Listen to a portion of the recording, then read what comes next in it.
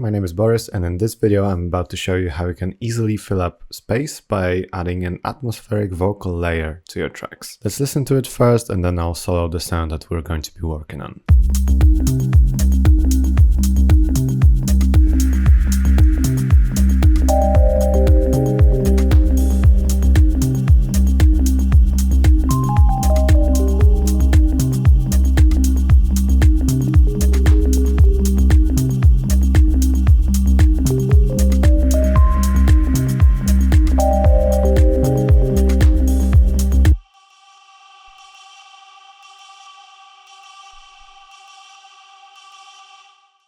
Before we get into the details, if you like what we are doing on this channel, consider subscribing for more Ableton Live tips like this one. And let's get started. Here on the second track I have this vocal sample. This is what it sounds like. So as you can hear, it glides a little bit. It's gliding upwards. So in order to have a static pitch, we would need to focus on the part at the beginning, where it doesn't actually change the pitch.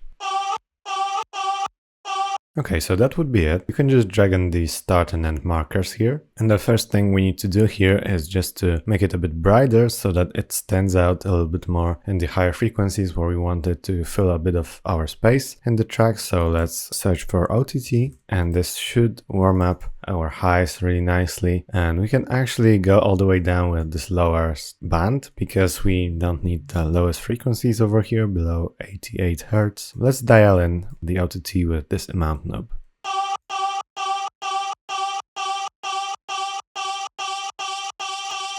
So I would stick around 50% here. That's a fair amount of the OTT. And we can actually decrease the gain here. Now the most important element of this sound actually should be our reverb. So let's add reverb, and we're going to add a bit of a bandpass filter, so both low cut and high cuts going a little bit up here. Let's switch it to high quality mode. Choose a much longer decay time, around 7 seconds, and add a low shelf as well, around 60 Hz, and let's go down a little bit here. And the last step, I'm going to turn up the chorus. Let's dial it in with the dry wet knob.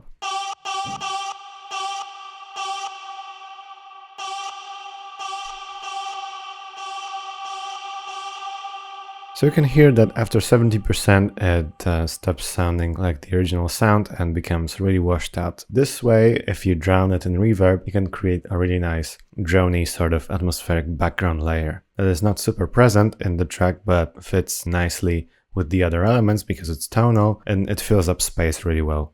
Just a quick break before we go back to the tutorial. If you find these type of videos helpful, we can highly recommend the PML Academy with over 35 full-length online courses, spreading over topics like writing chords and melodies or arranging your songs to producing entire songs from start to finish. So check out the link in the description to see what's inside the All Courses bundle exactly. The last step actually, we can add EQ and go to mid-side mode. So from the mode MS, we can actually cut a bit of the lows from the mid channel because we want this to be very stereo. So before and after. If we do something like this, the sound is no longer focused in the middle, but it's spread out much more on the sides, and this puts it even more in the background. Now we can actually copy the MIDI from the original track, and let's see how much of this effect we want here.